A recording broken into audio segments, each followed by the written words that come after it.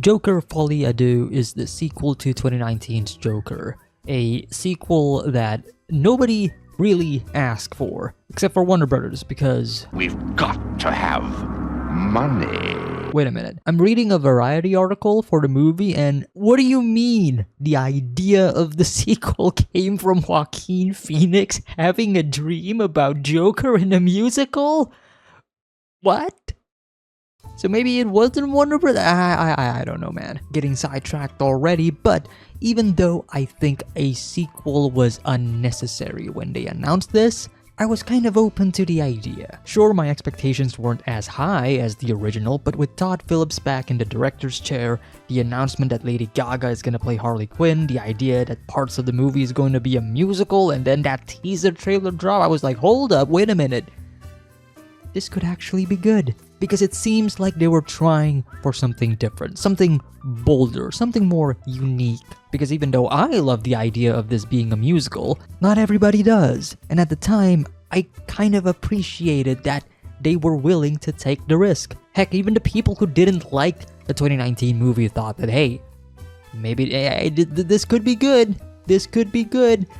And, well, it's... That's it? It's pretty underwhelming. And I feel like that's the best way for me to describe my thoughts on Joker Folie à Deux. I don't think this is a bad movie. This isn't terrible. There are movies that are way worse than this that came out this year. And it's not like there isn't anything noteworthy in the film either. No, there is a lot to admire within the film. Talking about the positives before we get into the negatives, I thought the cinematography was fantastic. Lawrence Sher, who was the cinematographer for the first Joker film, returned for Folie à Deux, and he brings back a lot of the look and feel of the first one, and frankly, I think Folie à Deux has better shot compositions. I don't know. I vaguely remember much of Joker's cinematography, except for a few iconic shots, but the sequel definitely made me think, wow, that's a good shot, many times. That is to say, this movie looks beautiful. There's a lot of texture on the screen that really sells once again that Gotham is an absolute shithole to live in. The use of lighting, color, certain blocking heightens the mood and emotions of certain scenes, and from a technical standpoint, this movie is great. I mean, they spent $200 million on it. Like, come on, that's crazy if you think about how much the original cost. I know the higher budget is mostly because of Joaquin Phoenix and Lady Gaga are getting paid an insane amount for their roles, but that's a topic for another day. But you know, speaking of Joaquin Phoenix and Lady Gaga, I think they gave a solid performance, which is both fantastic and frustrating because while they're doing a really good job with what they were given, but with how the movie plays out, they're kind of underutilized in my opinion. More specifically, Lady Gaga was underutilized because here's the thing, Folie à Deux is not a Harley Quinn origin story.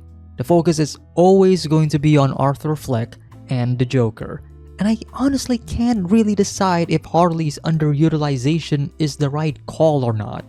Because you can look at it in a meta way that, similar to certain depictions of Joker and Harley, she gets sidelined because the Joker is the one taking all of the spotlight. But on the other hand, that also doesn't change the fact that she got sidelined in this movie. And while the movie wants you to think that she left an impact on the Joker, she definitely did not left an impact on me. And the same can be said about Joaquin Phoenix as the Joker. While his performance was solid, and maybe this is just me, but I wasn't captivated that much. Compared to the first film where I was equally captivated by Arthur Fleck and the Joker, here I wasn't that engaged with Arthur specifically. Maybe it's because I've already seen this performance before. A better Arthur performance, mind you. And again, just to reiterate, Joaquin Phoenix gave a solid performance, but whatever he had in store for Arthur isn't anything new at this point, because when he's the Joker, that's a different story.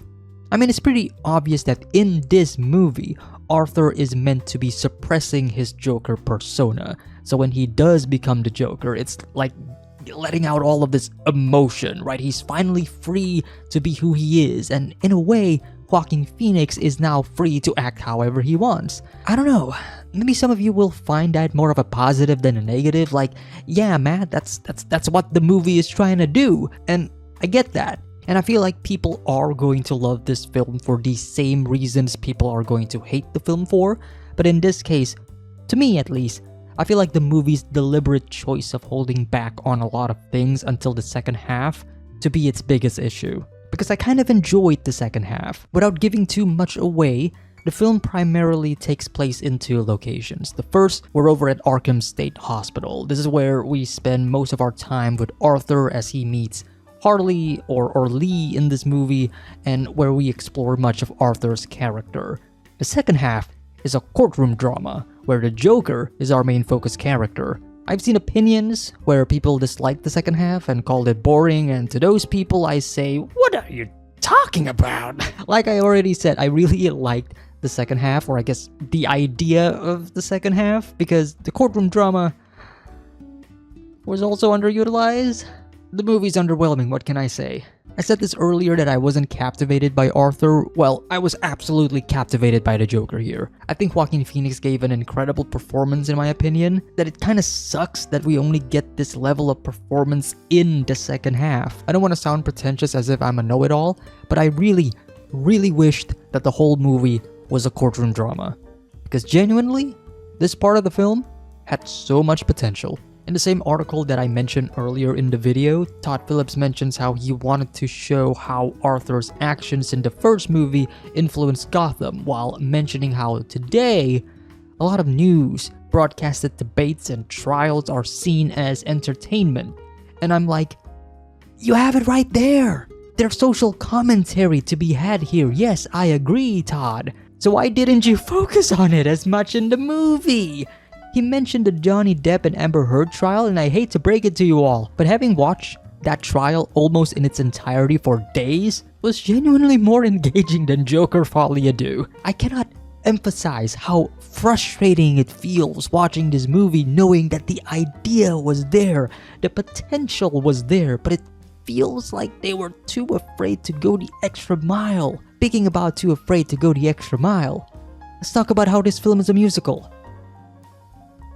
This movie's barely a musical. I cannot remember if it was Lady Gaga or Todd Phillips who mentioned that this film isn't a musical, and now that I've seen it, I totally understand what they were trying to say. Ladies and gentlemen, if you come into this movie because you love musicals, you better lower your expectations. And if you didn't want to watch this movie because it's a musical, well, it's not really that big of a deal. I wouldn't even consider this to be a musical. Emilia Perez? That's a musical. This is just people singing normally. I don't know how else to describe it. And personally, I didn't necessarily mind the parts where they broke into song, but I feel like those moments were also, I don't know, they don't feel as emotional as you would expect them to be. And honestly, I got nothing else to talk about when it comes to the musical element. It's just there. I don't mind it. I like the idea behind it and why it's in the movie, but the way it's executed felt rather, I'm gonna say it again, underwhelming. I remember when the first movie came out and the common criticism that it got was that it's not that deep. I don't feel that way towards 2019's Joker because while I acknowledge the film was heavily influenced by a number of other classics, I still think that it's able to stand on its own and still provide some form of social commentary that without a doubt resonated with a lot of people. Joker Folie Do, on the other hand, I can confidently and unfortunately say is not that deep. For what the movie's trying to go for, I personally think it didn't explore its ideas enough. There's still a lot that you can enjoy out of this movie. Again, I don't think this is a terrible movie, but I think this movie will be pretty divisive. Probably a lot more than the first. As mentioned before, I also think this is going to be one of those cases where people are going to love the same thing that others are gonna hate. You might love the musical segments, or you won't. You might love the courtroom drama, or you won't. What I do think is almost a certainty is that if you didn't like the first one, then chances are you're not gonna like this one either. And those were my thoughts on Joker Folie Do. Let me know your thoughts in the comment section below. Take care everybody, and have a nice day.